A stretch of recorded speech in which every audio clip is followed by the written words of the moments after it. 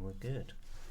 Hello everyone and welcome back to episode 2 of the Football Booth podcast. Before we get into today's episode, on behalf of myself, Gondor and Mayhem, all our thoughts and prayers are with those that have had their lives currently affected by the ongoings in Ukraine. We're with you. Let's get into it.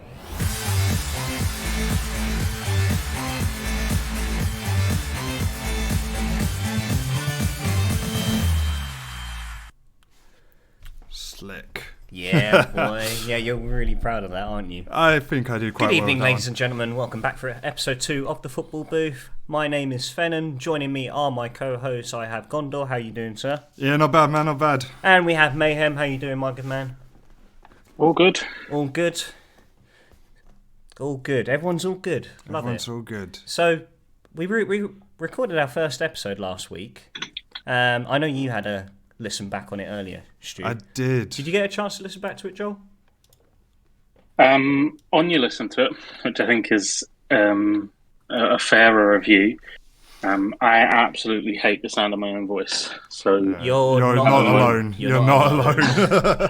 We all do. I haven't quite summoned the courage.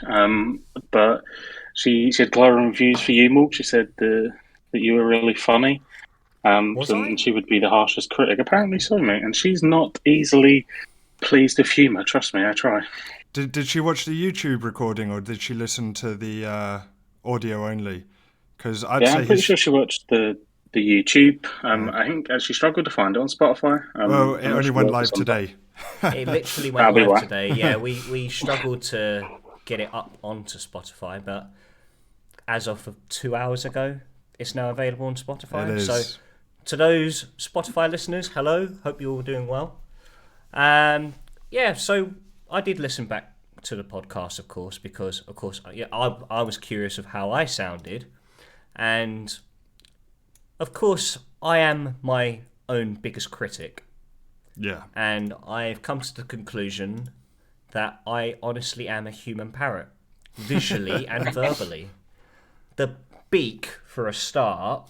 So those that are watching live now will notice I've got a beak bigger than an antenna, and I just sound very nasally. I feel I'm like, "Hello guys, how's everything going? Welcome to you know." That's what I think I sound like.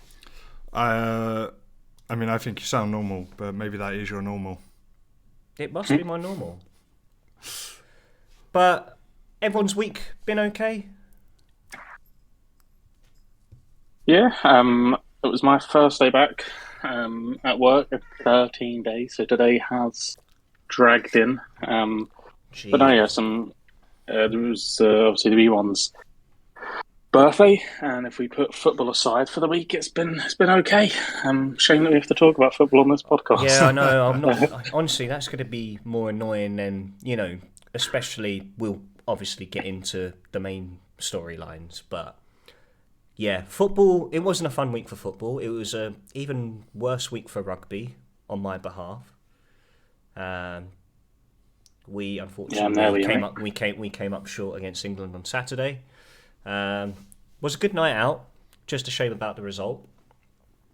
And then, football was just flat out shit. I mean, speak for yourselves, guys. I had a great weekend for football. Yeah, I bet you did. I mean, in my spare time, I've been plunging into all things Swedish football to get myself up to the level of you Stockholm dwellers and see why Stu would be happier, far happier than the other two. Yeah.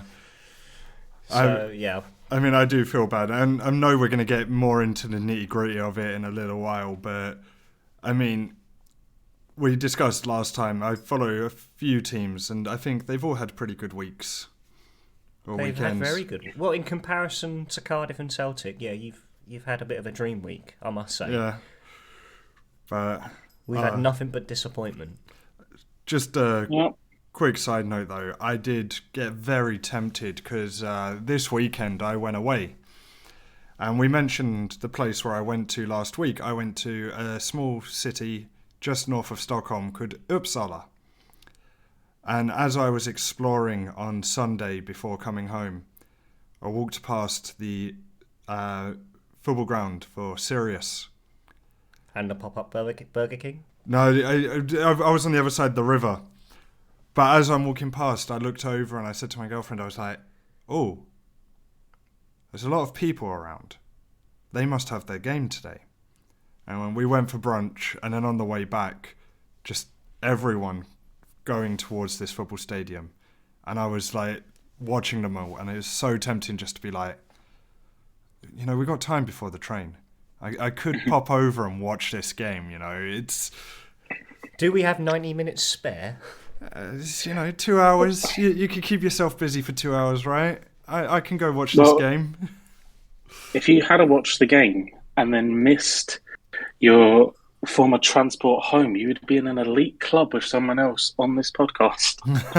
as I'm sure Fennan can describe in all its glory. I don't know what you're talking about, mate. No, go on, Fennan. You got to go for it now. Do I really? Of course. It's what it's all about. Embarrassing ourselves with our dumb football stories. I've got too many. You missed a train? Or transport? I missed a lot of things. Oh, He didn't miss a train. No, it was worse than that. I'll set the scene. So me and Morg, well, known each other a wee while, and he's always, you know, we've got to go to Selwood Park. We've got to see a game. So there's no bar. We'll sort it. And then it was pre-COVID. I think just before COVID really locked down. And I got me, my brother, and Morgan tickets to Celtic versus Ross County, as he alluded to last week when Edward came over and gave his shirt. It was a great time had by you. Celtic won 3-0. Brilliant. Out on the tan, having a great night. Morgan, in all his wisdom, booked a 6 o'clock in the morning flight back to Berlin to then transfer from Berlin to Stockholm. It was 7:30, so yeah, it was flying into Berlin, and then it was a connecting flight to Arlanda. Yeah, so we went out. We decided before we went out, we had an agreement. Look, we'll stay out to about 11. You have an early flight, Morg.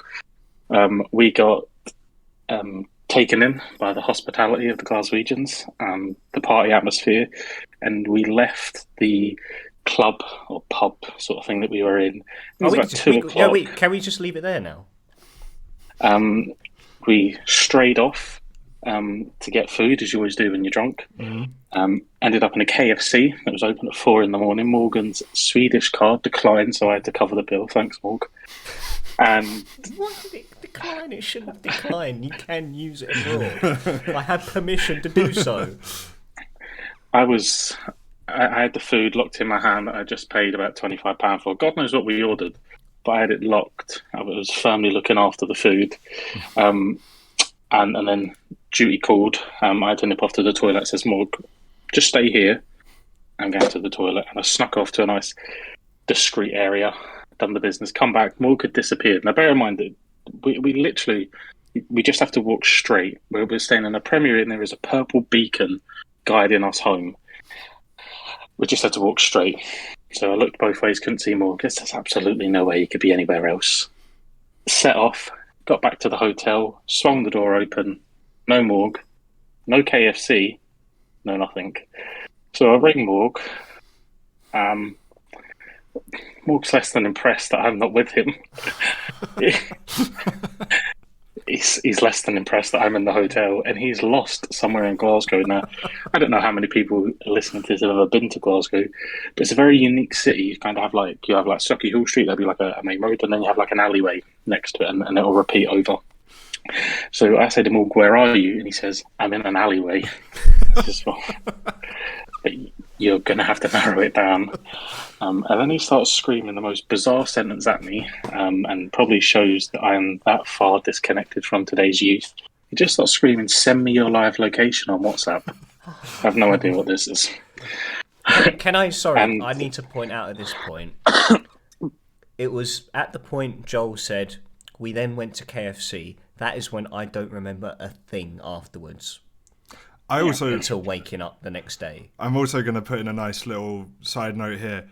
I've been out with you a bunch of times and gotten drunk, and I've got some stories. The fact that you were aware enough to ask for live location is impressive. I don't think I would have been able to find it in the state I was in, though. It's a great call. Unfortunately, you're speaking to someone that was far disconnected. I had no idea what he was talking about. And by this point, we had absolutely polished off a bottle of Mad Dog 2020. We've been on the drink all night. I passed out. I apologise. I wake up. Yeah, the beverage we were ever so looking forward to in the build-up of the occasion. I wake up in the morning, my head's bouncing, my throat like a junkie's carpet. I look over, I see it's about 8 o'clock, I'm out of the bed to myself, rolled over and hit someone. So who's this? Morg's already halfway back to Berlin. No, Morg is tucked up in bed in Glasgow at 8 in the morning. So we wake him up. He's not happy. He's very disappointed in himself.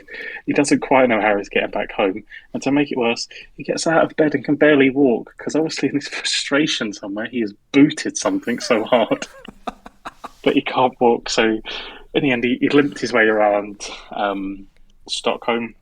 Had a very angry call from someone. It wasn't Stockholm, it was Glasgow. We were walking around Glasgow. Sorry, yeah. I think we popped into Greg's at one point. I just wanted to get a cab and the next flight out to Stockholm. Or next connecting flight, if anything. But, yeah, I do slightly recall booting a lamppost out of frustration because I couldn't find my way home. And God knows what happened. I was honestly steaming that night. And like you said, Stu, it's not the first time I've been in this situation. Joel could say the same as well. I'm just an absolute walking disaster on a night out. If I've not eaten before, if I have not lined my stomach, it ends so badly. Yeah. I even had a bad hangover yesterday after Saturday night watching the rugby. Mate, came in steaming, passed out, didn't take any like Resorb or Barocca, which usually helps, or, as little as drinking a pint of water. Did none of that, got home, passed out, and then woke up the next day with a headache which was equivalent of a migraine. That's how much it hurt. And chucking my guts up 3 times in the morning. And I now feel really bad because I took the paracetamol with me for my weekend away. I would never guess where it was anyway. But the point is, if I don't look after myself the night before, after going out on the piss, then it always goes to shit, really. So, like I said, there's way too many stories. I'm sure we can... I guess we could just... I've got one in the bank for a little bit later on. Later on? I thought we should do one per episode. Oh, no, this one ties in really well with the current situation of affairs. Very true. Yeah, whole segment. Very true. Very true. But we will get to those topics later on in the pod. But as always, we start off with how our teams have got. I'm getting distracted by the chat at the moment. Yeah, don't worry. Ignore the chat. I'm dealing with the chat. So as always, we usually start off the pod discussing how our supported teams got on in the past week. So just to remind everyone, I'm a Cardiff City fan. Gondor. You're Gordon ZF. And Mayhem. Celtic, love it. So last week we did start off with Yul Gordon / Liverpool or Liverpool. And then we went on to Celtic, and then we started with Cardiff. I'm happy to get Cardiff out the way right now, if you want. Yeah, go for it, man. So we played twice since the last podcast. We had a midweek game against Huddersfield away, which started off really well, but ultimately it was another case of Cardiff doing a Cardiff. What I mean by Cardiff doing a Cardiff, I mean switching off for a matter of 10 minutes and conceding late goals. And the scenarios, like, I don't know, I mean, I know you didn't watch the game, I don't know if you've seen the highlights, Joel, either. They're literally the 2 goals that Huddersfield scored, and they were late on as well, very late on. They scored their equaliser in the 89th minute, and then they went and won the game in the 96th minute. Literally 2 long balls into the box, 2 long flat balls. Aidan Flint misses them, as he always does. because it's Aidan Flint. The guy moves like a 16th century Victorian building. Like, his agility is non-existent. And Miss jumps 2 headers, drops to one of their players in the box. They turn McGuinness, ping it far corner, and it's just ever so easy. Ever so easy. And it was the same problem on Saturday as well. We play well for 45 minutes, but switch off for a matter of minutes and concede shit goals. And I know you've seen this firsthand, Joel, when we went to go watch Cardiff Charlton a few years back. Quite a way back, actually. And so we saw it firsthand. We took the lead through Federico Macheda. Oh, fucking Federico Macheda. What a name. And then, it was the same outcome where we switched off for 10 minutes. Tony Watt gets an equaliser. And then they get a penalty. And they go on and win the game. And I'm not disregarding Fulham because they are top of the Championship at the moment as we speak. And so, it was near enough inevitable that we weren't going to get the result we desire. We want to win every game, but with Fulham it was always going to be difficult with the players they've got, like Mitrovic, like Tom Kearney, this new Fabio Carvalho, who was linked with Liverpool in January. Like they've Harry Wilson as well. Like they've got like I'd say bottom half Premier League team. It's a team that's good enough to survive the drop, but it's just head and shoulders above the Championship. So this chat is going absolutely mental. Yeah, ignore it. I'm sorry, I'm just getting sidetracked. Yeah, Stu's on the case. But no, it was a very disappointing week for Cardiff. Thankfully, we've still got that parachute gap between where we are and relegation. We're still, we're double digits clear of Posh, who are... I don't think it's Posh now. I think it's Derby that have overtaken them. I think Barnsley may even be up there because they got a result against Borough, didn't they? Barnsley did get a result. Yeah, I don't know, because they were very, very far down. Yeah, look, I watched a good portion of the Cardiff game. I don't think he were particularly spectacular in the first half. I think Fulham were on top and deservedly took the lead. Mitrovic is going to go on and break all kind of records this season. He's the absolute king of the Championship. Can't seem to cut it in the Prem. Probably the best player to ever grace the Championship. But I think in Cardiff in the second half were a match for him. Could have equalised. I think it's very usual of Cardiff. We see in the Forest game. I didn't see the Huddersfield game during the week, but obviously I see the 2 late goals, and it's sickening when you're in front for that long to not even come out with anything. But certainly in the Fulham game, this is a Fulham team that's going to run away with this title. The champions elect. They're like you said, the head and shoulders above them. In the second 45, I think you were better than them. But it's the difference between a team that's going to be promoted and a team that's struggling at the bottom. When they're on top, they score, and they just know how to grind out wins. This is the problem with Cardiff. We haven't developed that trait yet. We don't see games out. It's happened for years, regardless of who we've been, whoever's been in charge of the club. We've just got an ongoing trend of that we don't see out results. Maybe it's because I always celebrate when we score first. I don't know if that's played a part in it being a jinx or whatever, but you should know from Football Manager, you never celebrate an early goal or a late goal. No, sorry. We've just got a few people in the chat who we are familiar with. Yeah. Hello to you all, guys. Thank you for tuning in. But it was a very disappointing week for the Bluebirds.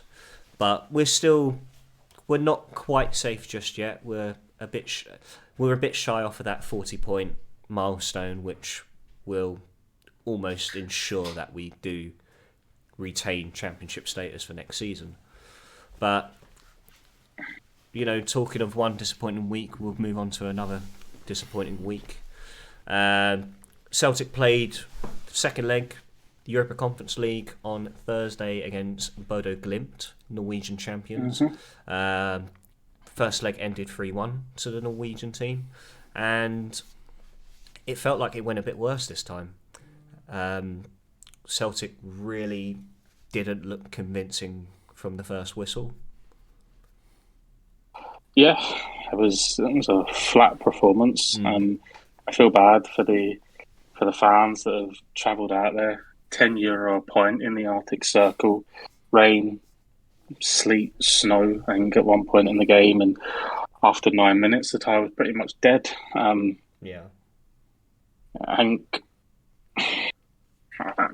it was certainly a rotated team. Bit disappointed to be putting out a second string team in a competition that we could potentially do something in. But yeah, over the 2 legs, we were very disappointing. In the first half, we were well off it, and then there's not really much to even go over in the first half. They scored, they were comfortable. There wasn't anything near. Beton wasn't moving the ball quick enough. Liam Scales didn't have a great game at left back. Made a couple of changes at half time. McGregor come on, play sped up a little bit. There was a half chance for Maeda, half chance for Abada, but put them both over, and then they take their chance at the other end, and it was all just kind of a damp squid. We weren't great, and you was hoping upon hope that because the likes of Cameron Carter-Vickers and Matt O'Reilly and McGregor and Hatate and that had a rest, that we were gonna at least see a reaction at Easter Road on Sunday.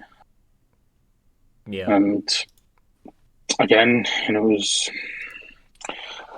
I'm going to be too critical because Easter Road's a tough place to go. Sean Maloney's got to play, and they finally got that win. Last week against Ross County, so the confidence is up. Their towels are up. They've got some good players. He's brought some good times to Hibs as of late, hasn't he? Yeah, they've got some good players. Ryan Porteous has been good from this season. If he can sort out his sort of off-field stuff, then he could kick on and even go on to be maybe a Scotland international. But obviously, he had the bother in the week there where he's been arrested for fighting outside a nightclub. Wow. Yeah, and he was in. Obviously, he started. He had a decent game. But yeah, I mean, thinking back to the game, I think the real chance, clear cut-ish sort of chances fell to Lil Abada. He had one in the first half. He played a diagonal ball across. He coming in the edge of the box. Matt Macy kind of rushes out and he just puts it into the side netting. And then there's one right at sort of towards the end of the game where Greg Taylor cuts it back and he hits it, and Matt Macy makes another save. And apart from that, again, we were just looked a little bit flat. Jota just looks a little bit off it, probably because with no real competition from on the left. Maeda can play there. Mikey Johnson's just done at the club. Hopefully, the boy gets his move away because he's not for Celtic. So maybe he's experiencing a bit of burnout. On Sunday we didn't have Giakoumakis up top.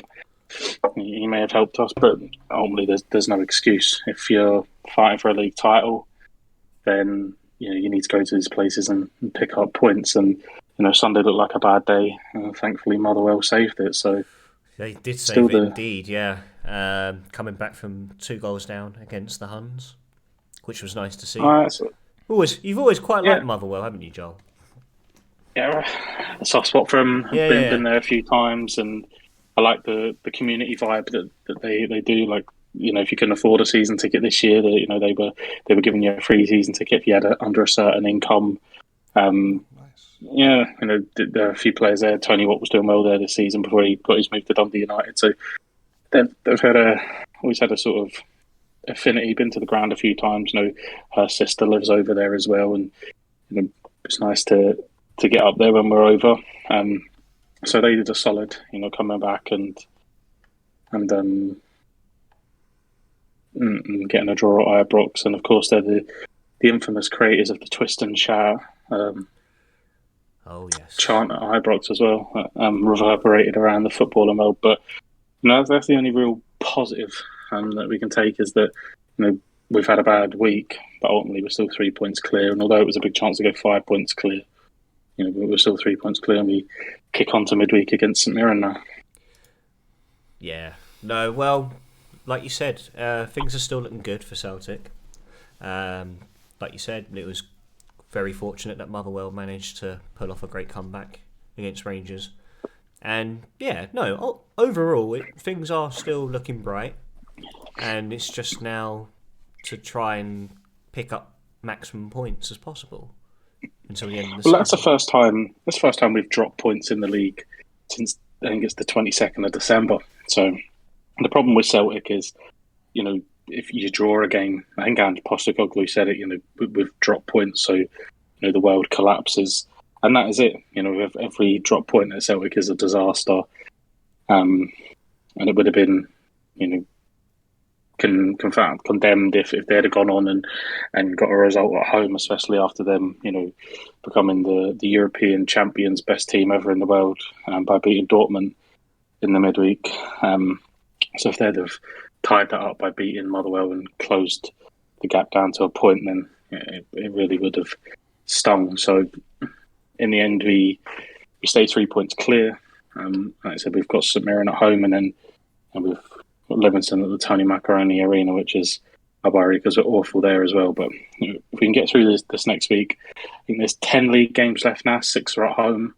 Obviously, we have to play them again twice, but it's starting to go down to the wire now, then, isn't it?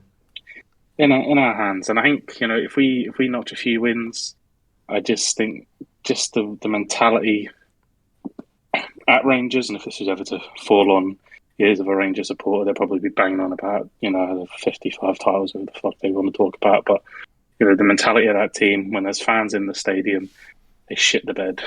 So if you're a Rangers fan and you want your team to win, you're probably better off watching at home because they play well in empty stadiums. Well, the old Rangers won 55 titles, but they won 54, didn't they? Oh, it was 54. Oh, so they won one. You know, the new Rangers we got now.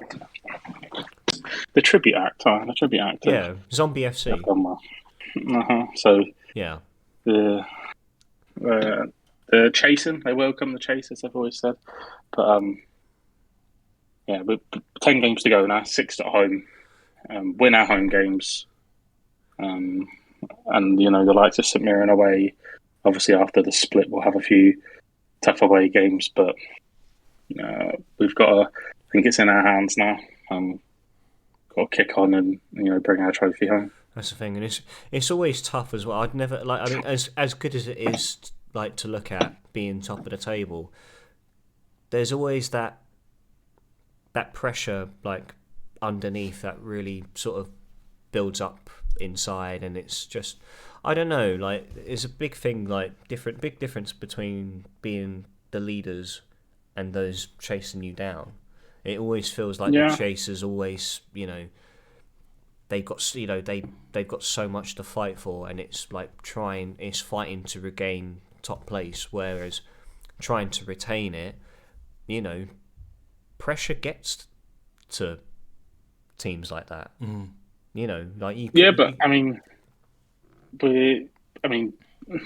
For the best part of a decade, take out 1 year, this team's won 9 titles out of the last 10. You've still got winners there, etched through the team. Callum McGregor and Rogic have been there the whole time. Forrest, one of the most decorated Scottish players out there. So they've experienced heads there to be able to guide them. Ange Postecoglou he's managed in World Cup. He's won league titles in Japan. So he doesn't have the nous of the Scottish Premier League, but he's a winner. So they should have more than enough experience to know how to deal with the pressure. I know there's a lot of new boys in. Blooded a lot of boys in that have never been in this position, but that's what comes with this football club, because what comes with both Glasgow clubs, you're expected to win every week, and if you're not up to that, then I think the best thing for you is that pressure alone as well, yeah, because everyone acknowledges the Scottish Premier League always expect the top two teams to be winning week in, week out, and then it's just always a good spectacle to watch when they meet.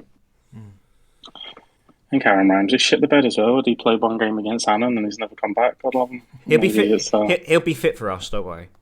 He'll be there. He'll be there for the World Cup qualifiers. That's what he's there for. Yeah. Just there, you know what? We didn't even cover that last podcast. We were going to talk about the World Cup playoff situation as to how they've managed to put Wales and Scotland in the same qualifying bracket. I'd love to know the English wordle behind that. Yep. It's gonna be interesting if we both get past the games we've got. It'll be interesting the Battle of Britain to see who makes it. But it was literally the worst draw you could have wanted. Anyone else and there's so many things that like I love and I hate about it. It's because like I hate the fact that we have to play the potential playing Scotland, and it would be in the final, and only one of us makes it. But it is the World Cup in Qatar. Now, must say, Joel, would have been a great stag do idea. It would have been fantastic. Apart from, like you said, that limey bastard that's drawn us together. Yeah. Ruined everything. Yeah, and that's the thing. But also at the same time, like the World Cup's in Qatar, it's in a location where we predominantly, from a football perspective, don't agree with. I mean, it was fixed in the first place as to how they got rights to the World Cup. But then at the same time, you look at it from the squad's perspective. If Wales do not qualify, there are so many big players that are part of that squad who have been part of that squad for years, and to think that they will never have a World Cup on their CV, like Gareth Bale, like Aaron Ramsey, like Ben Davies, because they won't be around for the next one. No. And it's kind of the same. It's the same with Scotland as well. Like Scotland have now got together a squad that can beat anyone on their day. Like we've seen it firsthand against Denmark, and Denmark are a massive bogey team for Wales, right? And we know how good Denmark can be, but the way Scotland played that night was just out of this world. Beautiful. Yeah, I think Scotland have maybe. It's not quite last chance saloon. I think we've seen over the last decade players take a lot better care of themselves. Even now they're playing in the Premier League or whatever. He's 36 years old or whatever. Messi going on to the even Gareth Bale as well.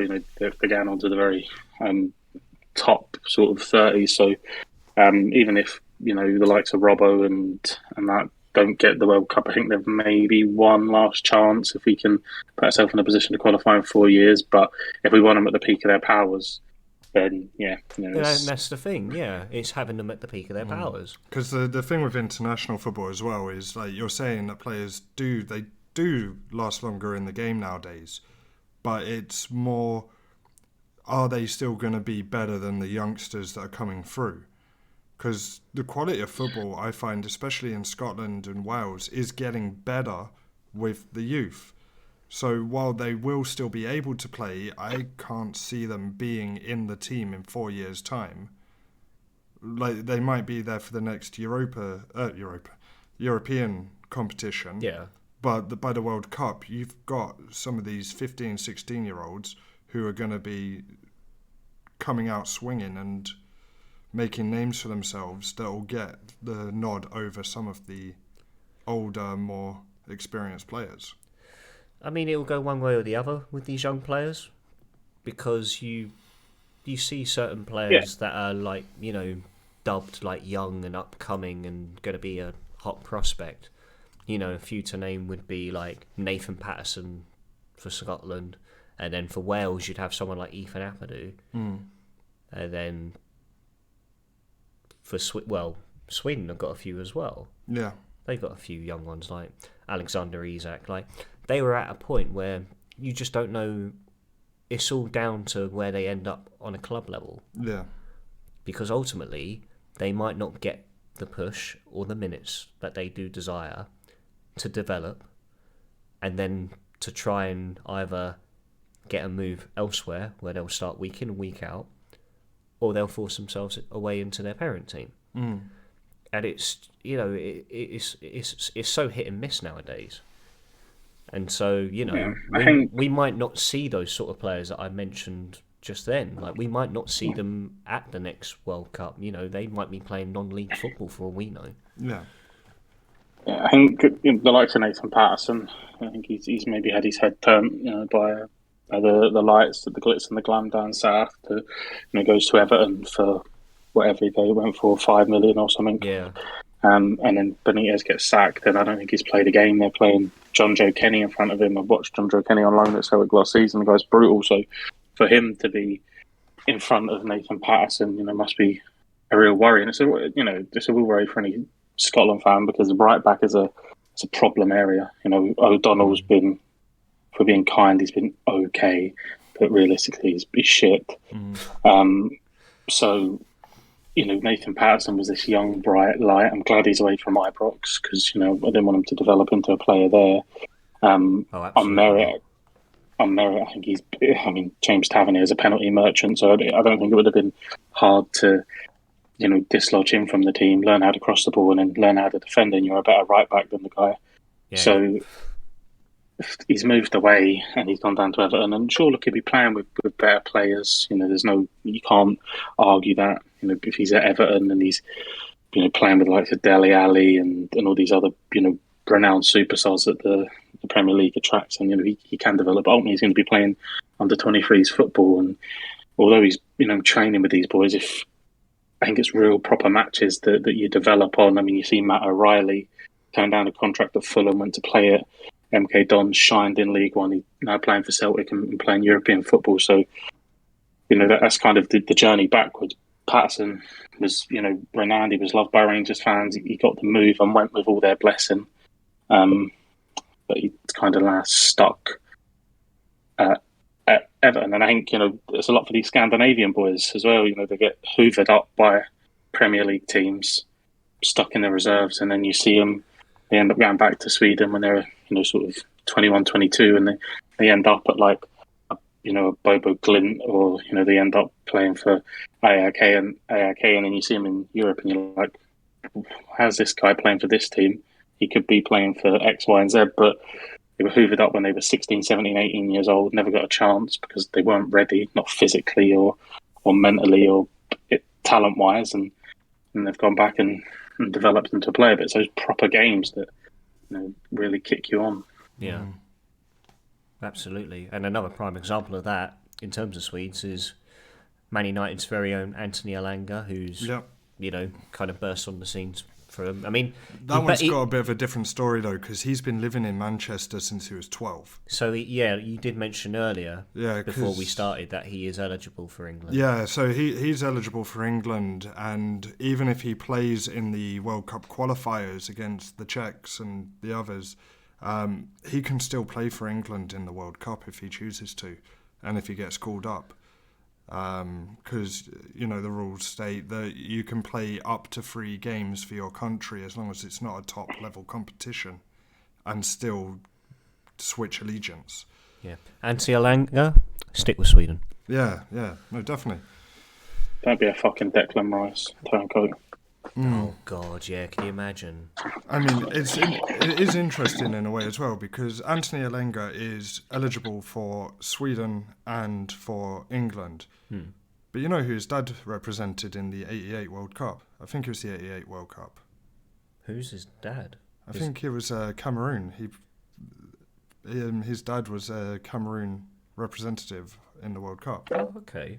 So he surely has some allegiance then to Cameroon as well. But I don't know if he's eligible to it, because he's already made the Sweden, because he was born there, and England, I don't know if he would ever go for Cameroon. He's got two... I mean, that sounds like a fantastic pub quiz question you need to tuck away. Yeah. You're going to use that one next week, Stu. I've got one this weekend. I'll use it then. You do, yeah, you have got one going on. But yeah, no, because I was looking up about just some talking points before this and saw that Southgate has apparently been told he has to make a decision soon because Elanga's doing bits for the under-19s, under-21s, whatever it was, at Sweden. And they are likely to call him up for the World Cup qualifiers. And so he only has, realistically, 3 game days, or 2 game days, to try and turn Elanga's eye to the British team, the English team. Yeah, sure. They had the same chance with Erling Haaland with him being famously born in Leeds. Of course. They let that one slip by. What could have been? I know. Imagine how good they'd be on FM, because that guy turns into the best player in the world every single time. Mm-hmm. If anyone's wondering, do you go for Mbappe or Haaland? You go Haaland. Always. I had the fortune of having him for one of my Cardiff saves in, I think it was FM 20. I got Erling Haaland, who was still at Dortmund. I had got Cardiff to a point where we were, in Europe. We were getting good transfer budgets in the summer. Erling Haaland was still lying about at Dortmund. And, he was 21. And he was available. No, he was available. I splashed out 60 million for him. But that was last year. And then repaid FM. me with 60 goals in one season. The Yeah, guy's he's cheap. all right, He's not bad. He's not bad. I've seen better, but not bad. But moving on. Sorry, we've delayed it a little bit. Football. Been a good week for you though, Stu, hasn't it? Oh, I mean, I can't complain. I can. I mean, let's focus on the team that I've announced as the team that I will focus on. Djurgården. So Djurgården had the game that I was so looking forward to and missed because I was on my trip away. They played Brommapojkarna in the Swedish Cup. I never knew they got drawn against Brommapojkarna. We discussed it last podcast. Oh, did we say that we got actually, drawn? I know we talked about Brommapojkarna as a team. Yeah, it's because they got and their drawn. Reputation. Yeah, but I didn't. It's because they were in the group stage. So we've won it. In our group, we are the only team with 2 wins. So we got the 6 points. And I think Brommapojkarna have 3 points. So they must have beaten the other.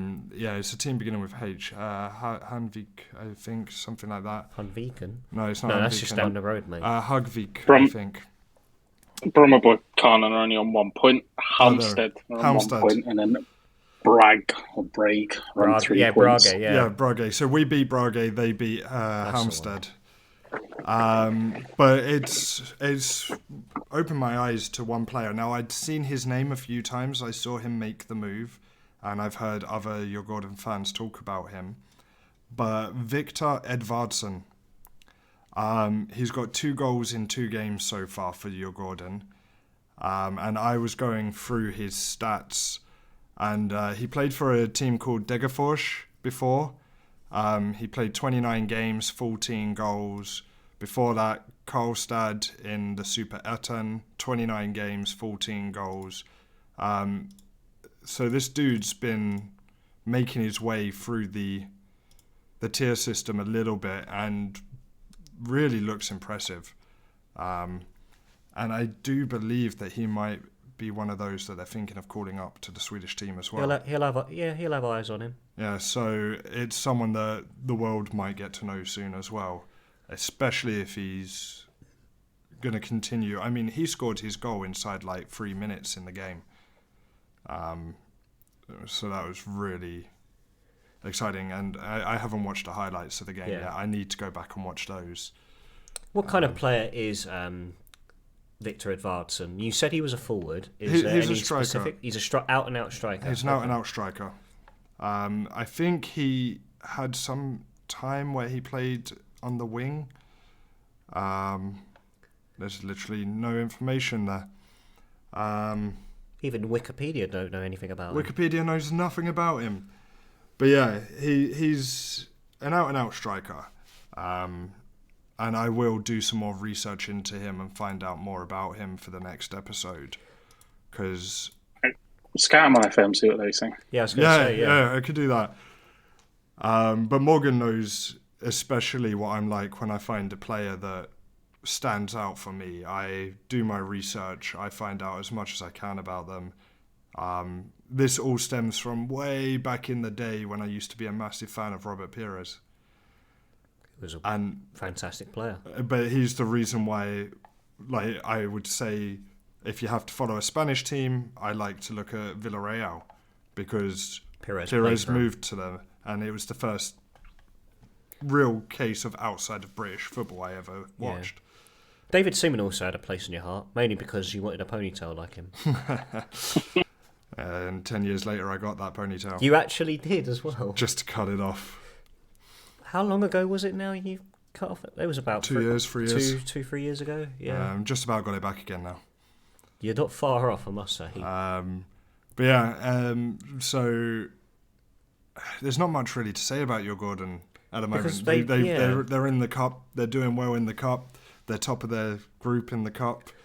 Well, speaking of silverware, your English team, Liverpool, won the Carabao Cup this weekend. Yeah, that one. The only thing I can say about that, and let's link it back to FM again. I will never again complain when you go to penalties and every single person steps up to take a penalty during the penalty shootout, because they scored 11 penalties. Yeah, it was 11-10 in the end. Well, I saw some brief highlights of the game, and all I learned from that game is that Naby Keita should have been sent off for the challenge he did on Trevor Chalobah. I don't know if you saw it, Joel. Yeah, definitely red card. Definitely red card, and it got overturned by the ref and VAR. Got completely dismissed. Terrible decision by VAR. Yeah, just at least we're getting consistency with it. And the other thing I learned is that Kepa should be barred from playing in any cup final. I honestly, like, it's the second time it's the same occasion, and again trying to be overconfident, over clever, and it completely backfired. Alright, so I haven't seen the game or anything. What did he do? So he came on for Edouard Mendy towards the end. He was to be in the shootout, and so there was one penalty that he had against Virgil van Dijk, and he stood to his right. So you know, like how you can move your keeper on FIFA, for example, and you can move him to one side. He deliberately chose to stay on one side. Virgil van Dijk rifled it in the same corner, top corner, and he just gives him the iciest glare afterwards. Like, rolls his tongue in his mouth, and he was like, yeah, serves you right for being a cocky little twat. And then he missed the decisive penalty. Yeah, blazed it over. He'd be brilliant in the Super Bowl. Because he's fucking shit as a goalkeeper. I still don't think that it should even have got to penalties. I mean, as many times as I watch back the Fabinho goal, I can't see how Van Dijk is interfering with play when the ball goes all the way over his head. He stands still, and if ever it is Rudiger or whatever runs into him, and they count that as offside. I think what we've seen over the last couple of weeks, you know, I'm sure we'll have a chat on it as well. You know, the Everton penalty is that VAR isn't eradicating these decisions. It's just shining an even clearer spotlight that the officiating is well below par.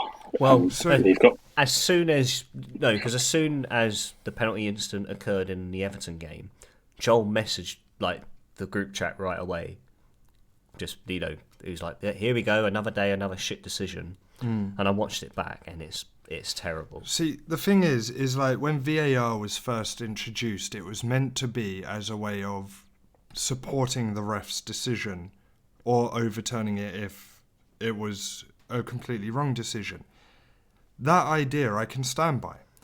The use of VAR is so not what it was first introduced for nowadays. It's just a way to get extra stoppage time at the end. In my opinion, at least, is they'll use VAR and then add an extra 2 minutes on at the end of a game just to keep the game going and get more going on after the incident. I would love to see, in terms of VAR, I would love to see something like from tennis. You know, you get 3 challenges. If you think the refs made the wrong call, challenge goes to VAR, has a look, double checks. If you're right, you get your challenge back. If you're wrong, you lose your challenge, and you continue on. Yeah, I think I'd stand behind that 100%. I've had that conversation with a few people. I think that's probably the route it has to go, because we can't have decision after decision. They take fucking 20 minutes to draw a line on an offside. But I think ultimately the problem here is that even if you do it that way, it's still the same people that are going to be looking at these decisions. And if you have even less decisions, you've got even less chance of these guys making the right call. I mean, how they don't give a penalty to Everton, the Rodrigo handball, like the rest of the world, you've got 10-year-olds that know it's a penalty, and these guys are being paid enough money that they're full-time referees. They don't have to do another job. And you can blame the poor officiating in Scotland, the fact they're part-time. I'm sure other parts of the world would say their refs are horrible as well. But in the Premier League, and one of the most expensive leagues in the world, these guys are full-time. There's absolutely no excuse to be this crap at your job. Exactly. Joel has pinpointed my argument right there. These are paid professionals, paid really well, and they're making mistakes week in, week out. If we made those sort of mistakes in our normal life jobs, we'd be let go by the end of the week. There's no way definitely. we'd get away with making that many mistakes. No, you're fully right. And I mean, in a week where, again, we've spoken about rugby, we're going to veer a little bit off as well. In a week where we have seen, I don't know if you're into boxing at all, but, on the weekend, again, just more incompetence of people in, at the highest level that obviously don't know what they're looking at. Josh Taylor gets a decision to retain his titles in a fight he should have lost. I did read about that, yeah. I did read about that. Everywhere. It's rife in sport, where you've got people at the highest level making the biggest decisions, and they just seem to be completely out of touch. And, if Everton go down, how big could those 2 points be? It's so tight at the bottom. Newcastle are finding form. You've got Burnley that are picking up points. There's a load of teams being dragged into it. And those 2 points against for Everton could be massive. They could also be, or a point, I think City had scored by them, but it could also be massive at the top as well. If City hadn't won that game, then Liverpool would have had the chance to go top of the league. So it's not like it's a dead rubber game. Mid-table Crystal Palace versus whoever. You're deciding teams' fates here. Winning titles, possibly being relegated. It's not on. It wouldn't be. It wouldn't be on if it was a bang average, dead rubber in mid-table. But it's really not on the fact that this could potentially be deciding league titles and relegations. No, you're right, and it is. It's like, as you said, it you can kind of get away with it, which you shouldn't if it's a mid-table nothing game.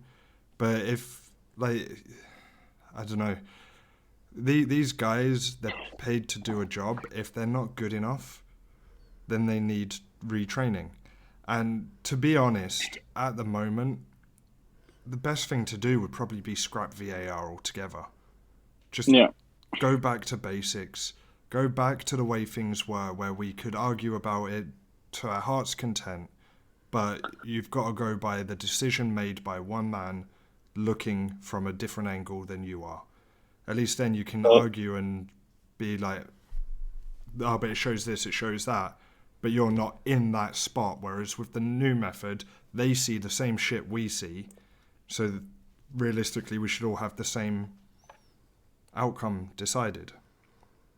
Yeah, I think the only thing I would keep for VAR is the offside. I think the rule needs changed there, because I think that's very... You can make that very black and white.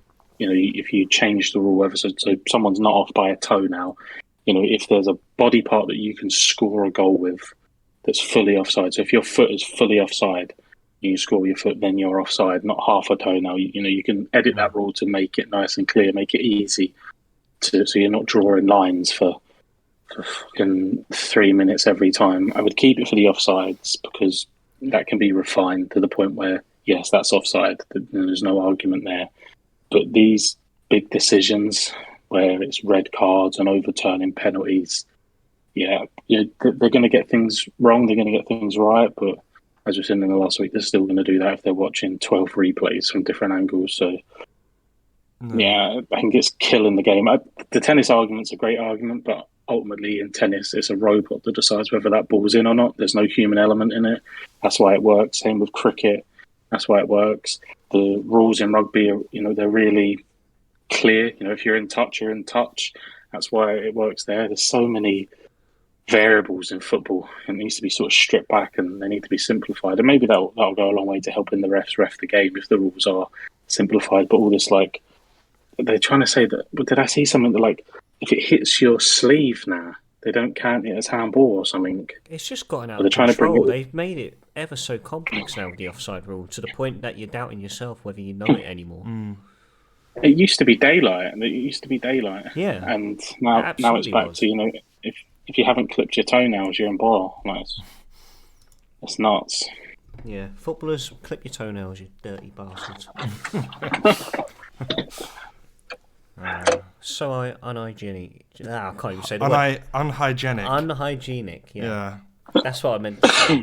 I got too excited Unhygienic. again. Whatever. Right. Anyway, we're going to move on now. We're going to go on to some of the other big games that happened this weekend. So, looking at the Premier League table now, it's getting it's heating up now. It's exciting. I mean, if we can get a few more results like the Leeds result, I'm confident. We obviously also saw the dismissal of Marcelo Bielsa. It was a long time coming. It was, I think I read, it was 20 goals they've conceded in the last couple of games. I have no idea what, just reading reports about it, and they were describing that the way Leeds played football went from exotic to just bad. Literally just that as a quote. They've conceded 17 goals in the last 4 games. So 20 in the last 5. 20 in the last 5. So they've got a goal difference of -15 in 4 games. Leeds have conceded the most goals in the Premier League. That's including an absolutely awful Norwich team. So Norwich have conceded 55, Leeds have conceded 60. Yep, just looking at it now. Yeah. And so, got all his plaudits for the way he played, last season. He was lauded as a god at Leeds for finally getting them promoted. But 5 wins this season. They've took some real hidings. No win in 5. They're in freefall. They've got to get someone in and hope that they get that new manager bounce, or they could be in real bother. Well, they're linked with it's a German coach that's now favourite for the job. I know it's just, I can't remember his name. He's looking it up now. I'm looking it up now, because he's the national manager. No. So you meant the national manager? No, Jesse Marsch. Jesse Marsch. Who's he managed now? So he was the former Leipzig coach. Yeah. Okay. So he was linked with Celtic. He's American. So he was linked with Celtic as well. Okay. Yeah. He was linked with Celtic before we got Postecoglou. Yeah, he was at Salzburg and then he went to Leipzig.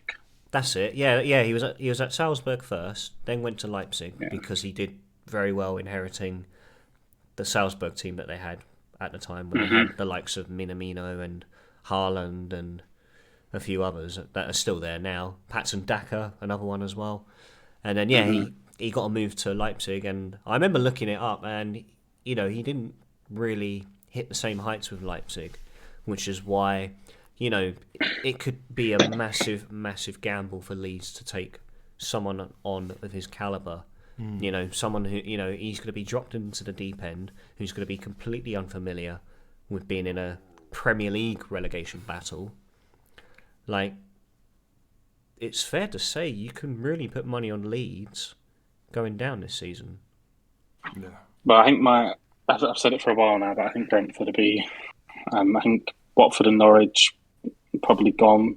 I don't see it. Watford chop and change so much. Norwich, they had that good spell where they picked up a few points, but I don't see him getting out of it again, and I think Brentford will be the third team. I thought Burnley for a little while, but they've had some good wins, I against thought Tottenham. Burnley for a while, yeah, and then like you said, they've grinded out a few good results, and they've managed to climb their way closer to safety now than they were a few games ago. But yeah, like you said, they've had a few good results.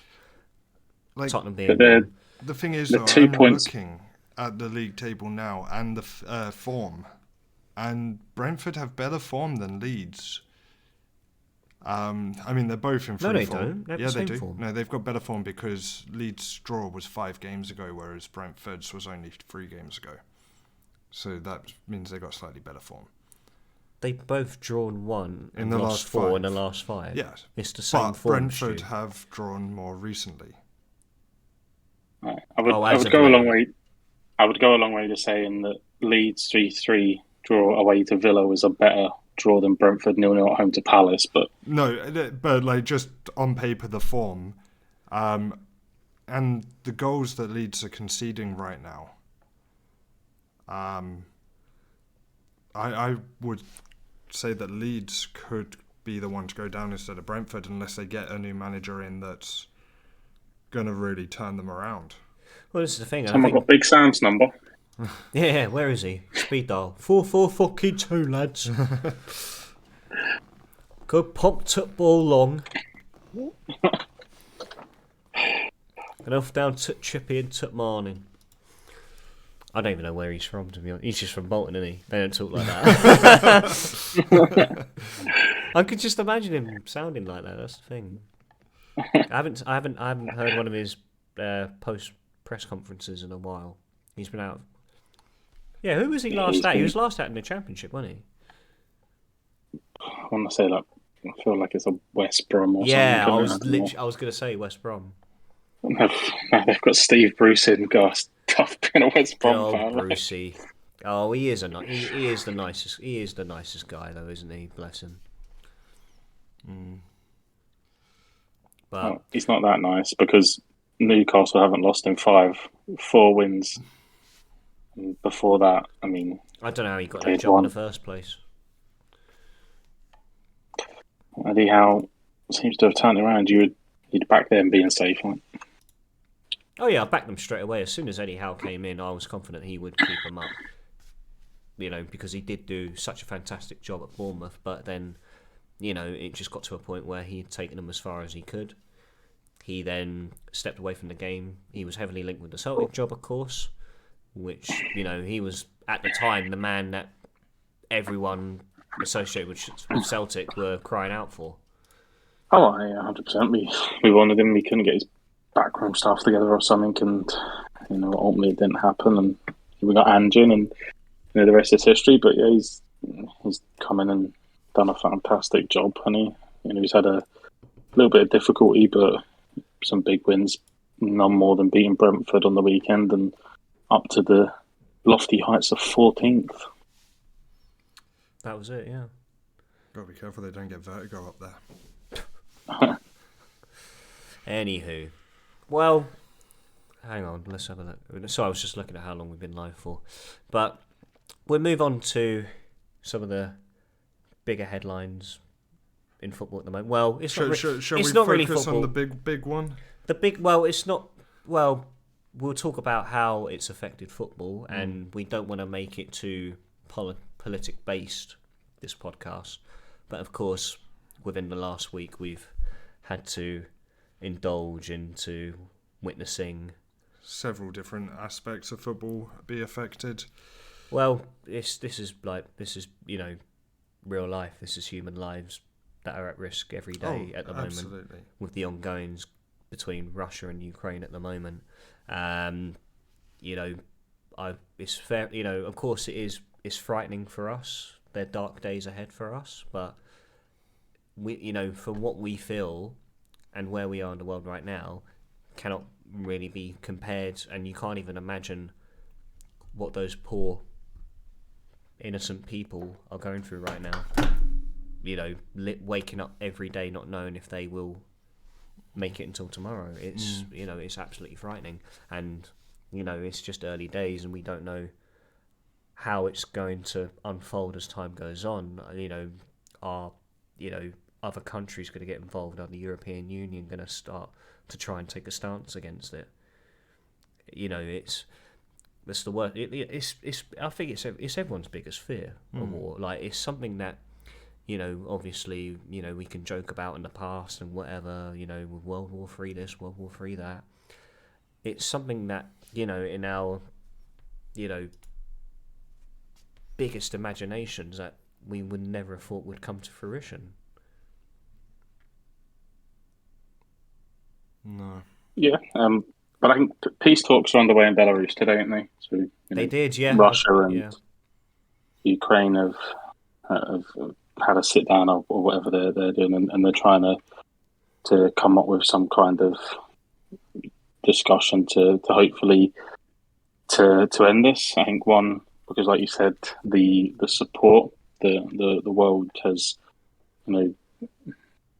given to Ukraine, it's reverberated around the globe, and everything coming back in blue and yellow. But I think a little bit because I just think Russia underestimated them. They massively underestimated them, and the finance behind funding a war. Yeah, and just how much. Yeah, you get the same. I'm sure you're the same, Morg. When you come from, you're attached to a small place. You come from that small place, maybe Scotland, maybe Wales, or whatever. You get proud of that place so much, and you've got people like Vladimir Klitschko and his brother Nataly. You've got Alexander Usyk flying back home. These boys setting up arms. You've just citizens, giving updates on Twitter and all social media how they fought through the night in Kiev as theirs, and just. It's the wrong kind of sentence, but kind of heartwarming to see this kind of patriotism, and it's the age old like standing up to the bully. It always feels brilliant when you see that. Not all heroes wear capes, as they say. They were some of the brighter spots in the current situation at the moment. Seeing those big profile names like you mentioned, the Klitschko brothers and Usyk, putting themselves up on the firing line to defend their country, where they come from, their origin. It's absolutely heartwarming to see, but it's just heartbreaking that it's had to come down to this ultimately overall. But like I said, I don't want to try and make it too politic based. I am going to sort of discuss in terms of how the football governing bodies have reacted. So, on a quick side note, I hope everyone drops their allegiance by the 24th of March, because we play them in a World Cup qualifier. So, absolutely, of course. When I'm saying "fuck Ukraine" on Twitter, could come back quite badly. Don't know who to support now, mate. Oh no, I don't know. Yeah, it's definitely that's definitely changed a few things now, hasn't it? You're just relieved that Austria didn't go to war. You can cheer Wales on that. God, seeing all the English fans on Twitter. We're all Austria today, aren't we? Back off. But, like I said, so some of the governing bodies have chosen to react to the actions taken by Putin and Russia, and mainly just basically barring Russian clubs competing. So that one, I'm not so sure that one has much to do with the fact that the governing bodies made the decision, more that the clubs made the decision for them by refusing to play against any Russian teams. Well, that was the international as well. But I think it might have been a bit of a knock-on for both, because the only thing that they decided before, like yesterday or today or whenever it was that the European the Conference League, the whatever it was not going to be held. Oh, the European Russia. Championship. Yeah, the European Championship. That wasn't going to be held in Russia. That was the only decision they made until clubs and countries started refusing to play against Russian teams. Yeah. Well, so I don't believe, we've said that football's corrupt, and we said that all sporting is corrupt. I don't think they would have made an announcement like that if it wasn't for the other countries' clubs. Yeah. They're doing everything they can to make Putin have second thoughts about the actions he's taken. And I think the economy that this will have, they've lost the Champions League final. They've lost the Formula One race there. Just everyone refusing to play. The Formula One is the Formula One race there is a global event. It's like a circus. It's in the middle of Sochi. It's huge, and it brings in tourists from everywhere. The Champions League final would have, the eyes of the world would have been on it. Just those two events alone, will be a massive, massive loss to any country, and Russia included. So ultimately, the powers that be, they care about two things: money and power. And he's gone searching for power, and he's lost a lot of money because of it. So if there's anything that may bring a swift end to all this nonsense, it may be the fact that so many brave people have said that we're not going to engage in this. Chesney saying, "I'm not willing to stand and hear a Russian national anthem," and everybody else pulling out. That could ultimately be what hopefully brings a swift end to all this nonsense. Yeah, of course. But also at the same time, if Putin was to hypothetically basically revoke his orders, you feel it's a little bit too late when it comes to those sort of events? Absolutely. You feel, and Russia, especially in football, they have a bad reputation when they play in Europe all the time, where they've been, there's been reports of racism there. You hear about it every time they play in European competitions.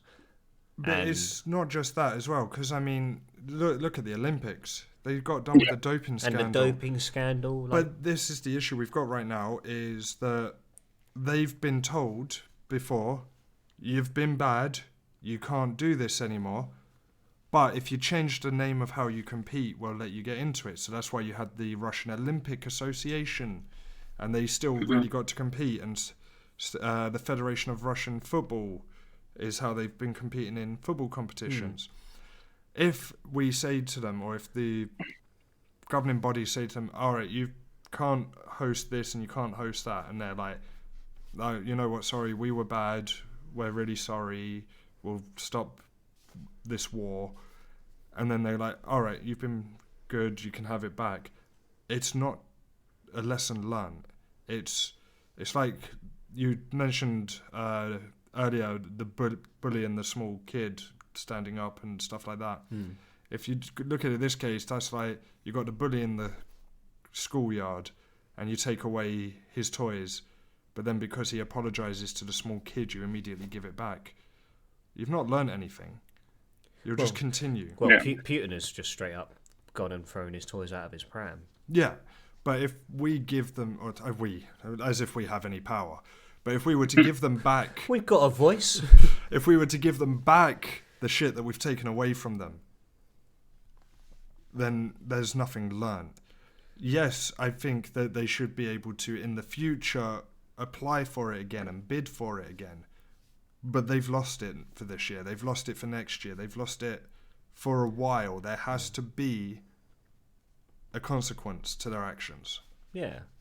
And at the same time as well, because I know, because there's been a lot of criticism directed to people from Russia that had absolutely nothing to do with it, and a lot of people sort of jump to the conclusion and generalise the entire population because of what's happened. And you just got to feel for those, those people that want to be involved. Russia had given us some of the greatest athletes known today. You've had Maria Sharapova as a tennis player. Yeah. You've had Andrei Arshavin as a footballer. You've got to feel for those who do not support Putin, what he's doing. And I'd like to believe that the majority of Russia is against him. But it's just because of what he's done, and then obviously that small minority of how Russia had developed this infamous reputation. It's heartbreaking for them, all because they have a dictator running their country. Yeah.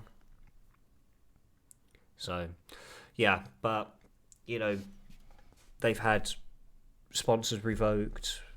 Their international team can't play for the foreseeable future. No Russian teams eligible for European competitions.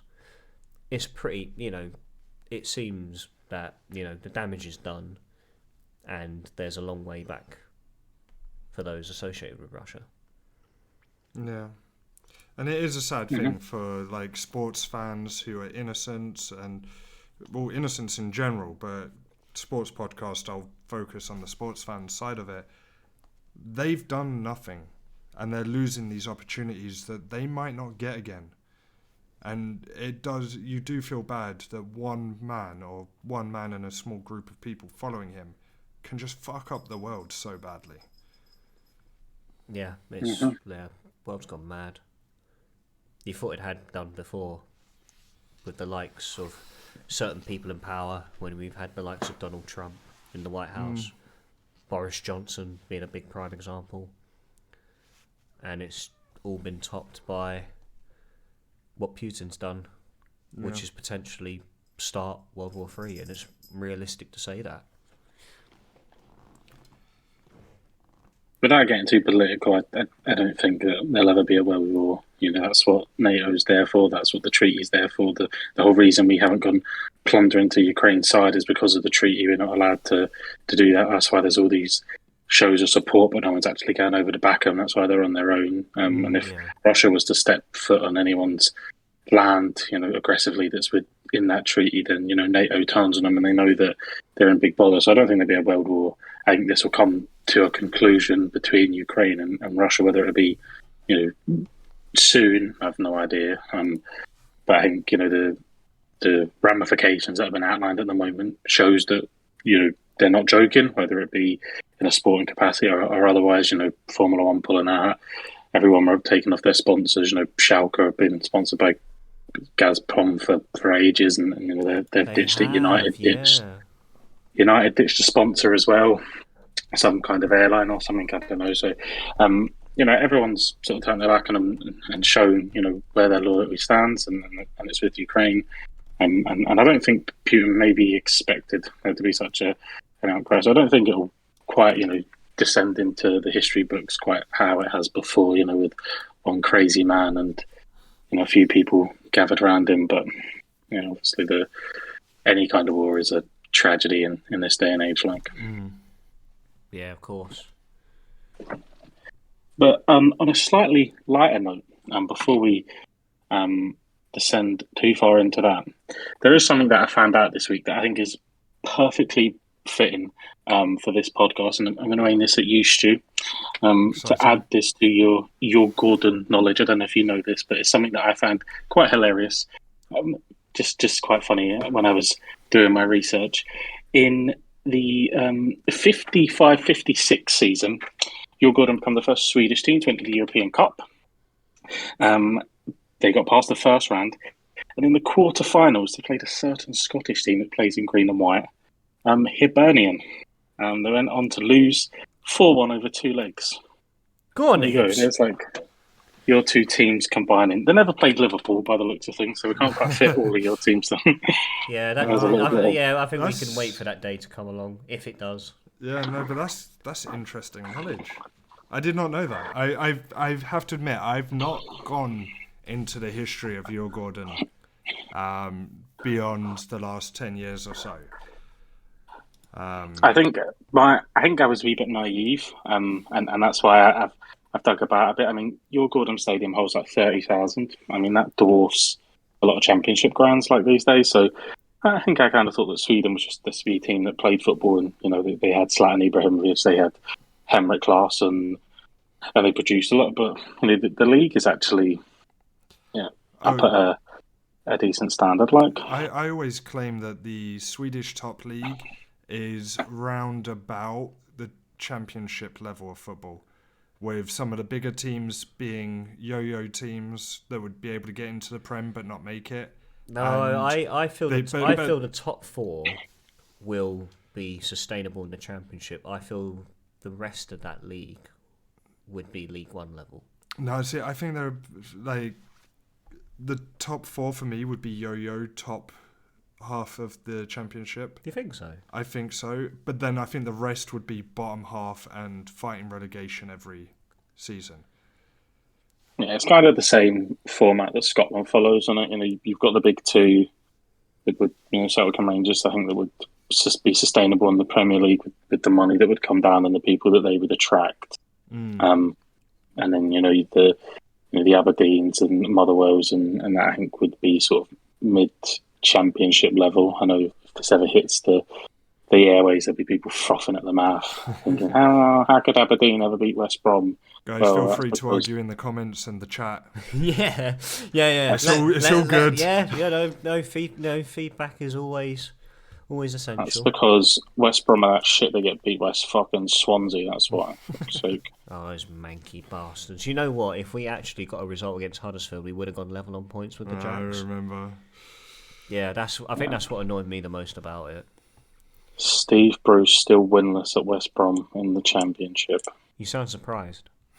But it's all right because he speaks in a soft Geordie accent. So everyone feels sorry for him. Oh, losing to Swansea? I know we are joking, man. I know you, man. Are you joking? Yeah. Right, well, we're approaching the latter stages of the podcast, so I thought we'd cover the Odessa story quickly, because we did just speak about Ukraine. We teased it. We did tease it at the start. And then, of course, we'll end on Fennan's question of the pod. So, right. So, shall I set the scene for You could set the scene, absolutely. So, a few seasons ago, Djurgården made it into the qualifiers for the Europa League. And they had a game against Mariupol.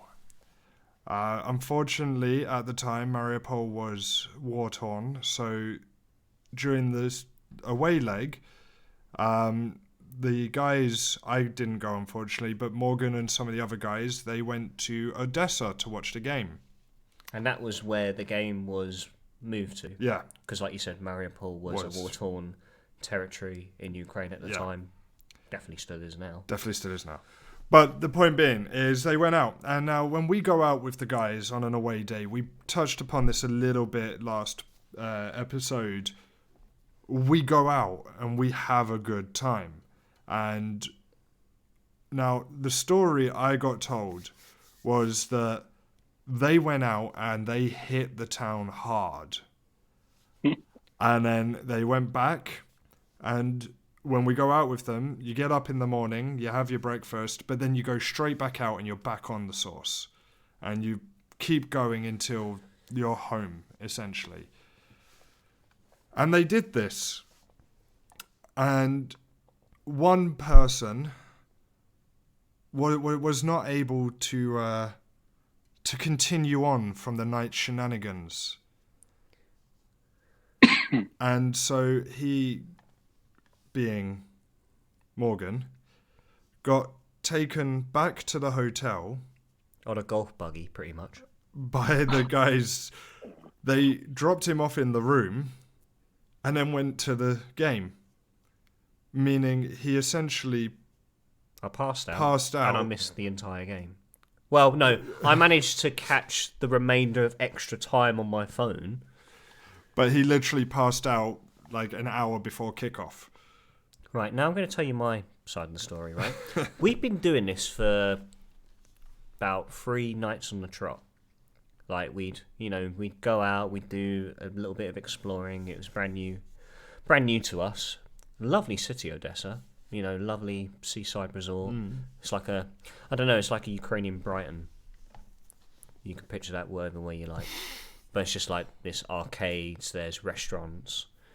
It's a nice spot, nice bit of sunbathing down by the Black Sea as well.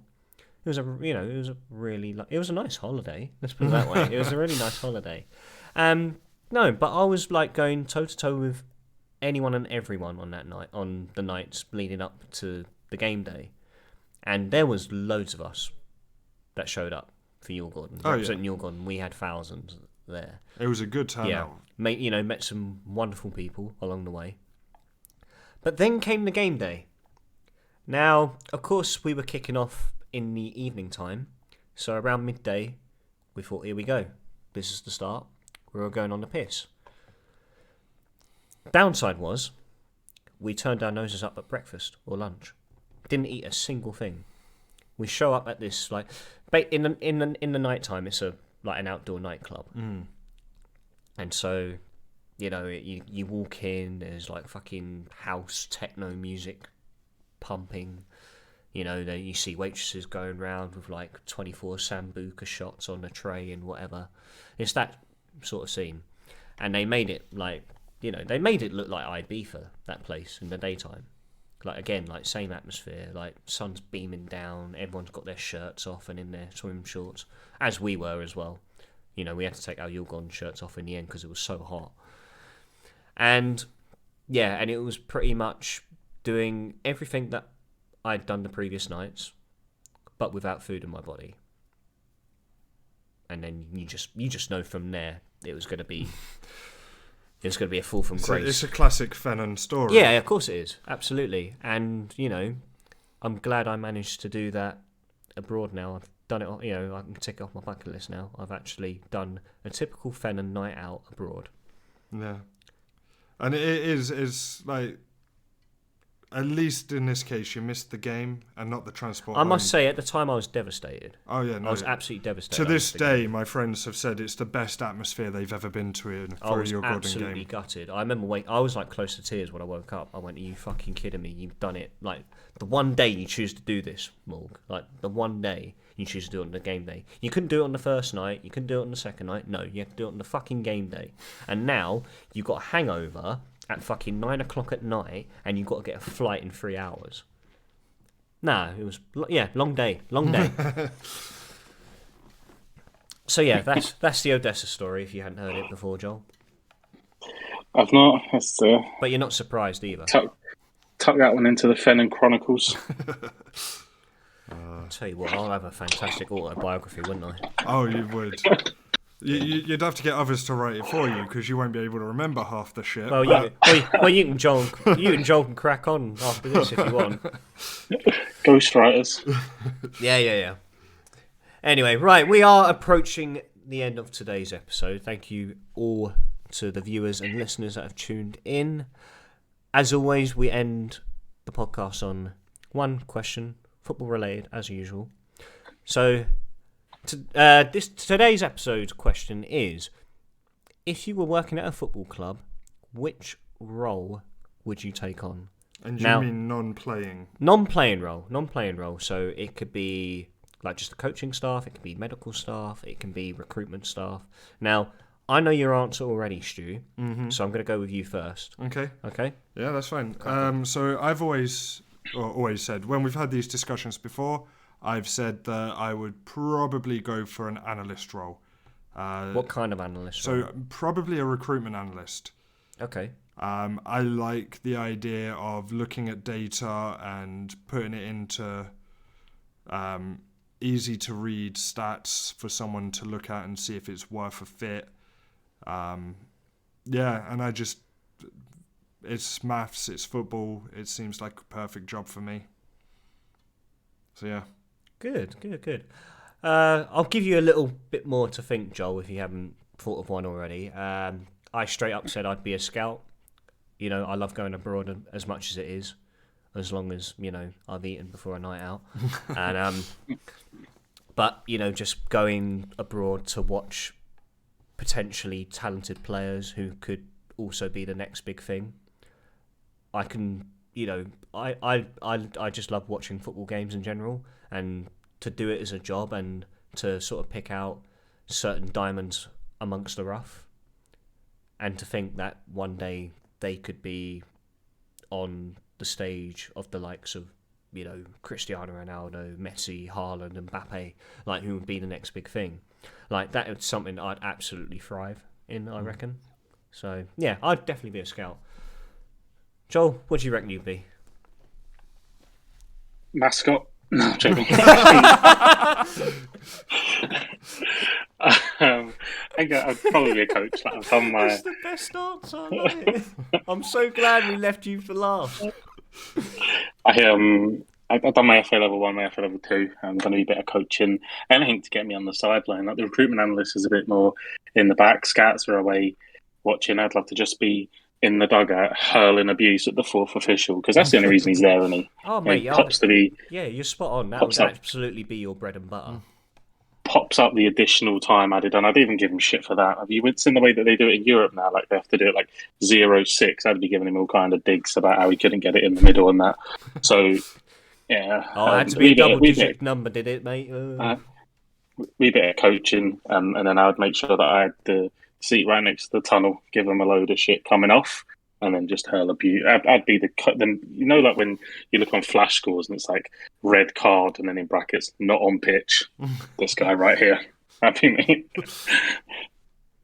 Oh my, what a funny way to end. Yeah, because obviously with the topics we were discussing today, we try not to sort of make it overcloud the enjoyment of this podcast. So we want to enjoy it, but of course there's some headlines that you just can't ignore. But Joel sort of, topped it off with probably the best response to one of my, my final question of the pod. Well, look, Gondor, Mayhem, as always, it's been a pleasure. Thank you very much for you both joining. Thank you, man. Ladies and gentlemen, thank you very much again for tuning in. Hope you enjoyed. Come check us out on Twitch if you want to catch the podcast live. Otherwise, you can catch the podcast once again on Spotify and Buzzsprout. And YouTube. And TubeU. Okay? Thanks once again, and we'll see you all next week. Bye. Hey, door. Yeah.